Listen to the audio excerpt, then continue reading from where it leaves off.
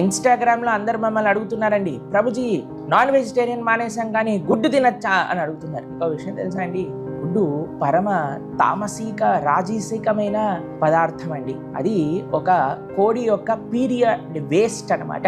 ఏదైతే unfertilised egg ఉంటుందో అలాంటివి తినగలుగుతామా అండి? మీరు చూడండి, పౌల్ట్రీ ఫామ్లలో కోళ్ల పైన ఎంత వాళ్ళకి హింస జరుగుతూ ఉన్నదో, అటువంటి హింసపూరితమైనది మనం ఎప్పుడు కూడా స్వీకరించిన ఆధ్యాత్మిక మార్గంలో ప్రయాణించడం అనేది అసంభవము.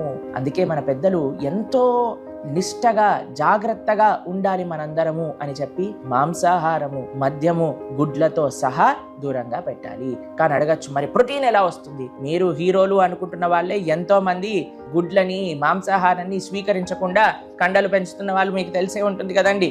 వారిని అనుసరించండి, ఆనందంగా ఉండండి, ఆరోగ్యంగా ఉండండి, పాపము చెయ్యకుండా ఉండండి. హరే కృష్ణ.